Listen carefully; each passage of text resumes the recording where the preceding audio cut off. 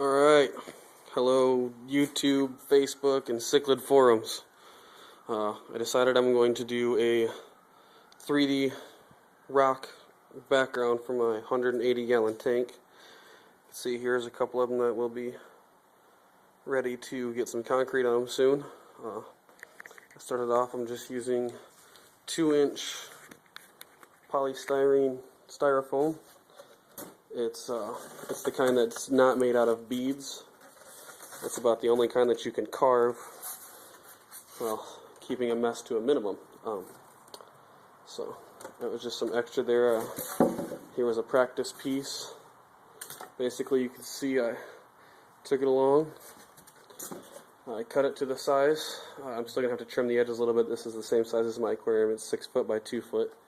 But I just started off with my materials. I got the styrofoam, Sharpies, handy. I have my Burns-O-Matic torch, some various knives, and a Sawzall. Also, I'm going to be siliconing these to a piece of regular styrofoam I have over here. This is the kind that beads. See the beads here. I bought this first without realizing that it's going to be a pain to carve. I have my GE Silicone 1 clear. It's very aquarium friendly. Got a couple tubes of it there. I got my Quikrete concrete. And so, like I said, first I just started off. Just draw the shape of a rock. Whatever size and shape you want. And then I just took my Sawzall, or I'm sorry, not my Sawzall, my jigsaw, and cut around the shape. Actually what I ended up doing, you see, is I just cut them outside of my lines here, and then I'll take the knife and trim them all down as it goes along. So there's that. You see, I've been going through, I've actually torched a couple of them just to see, but here's one I just finished, or I'm almost done shaving. I still have to work on this edge a little bit, but cut some grooves in it.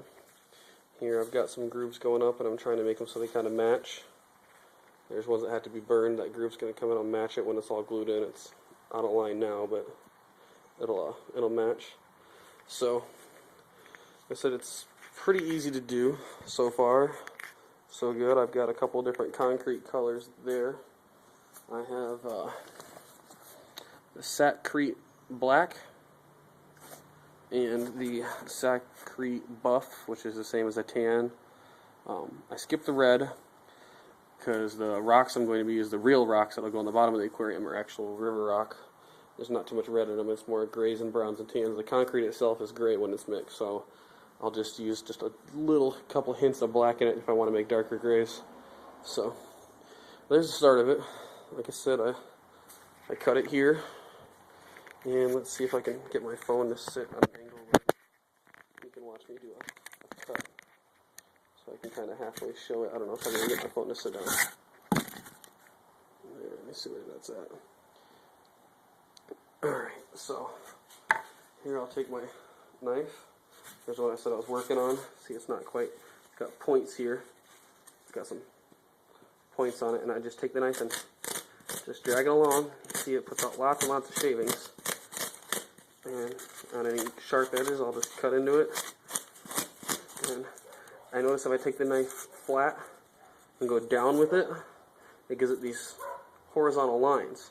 Because I'm doing a river setup, I want the back of the tank to look like it's got water has been running along it, and therefore all the rocks I'm kind of doing the same horizontal lines with to give it that illusion of layered river rock.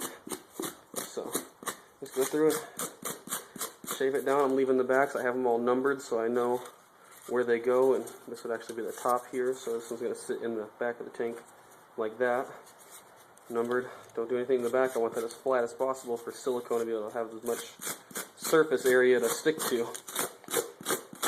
So run it through, get your edges nice and roughed up. It's pretty quick, it's just fairly messy. I'm hoping you guys can see all this still. I have no way to look at my phone. It's the only camera I've got, so just get the edges roughed up. If you want to do a little divot in it, just work on one spot for a little longer.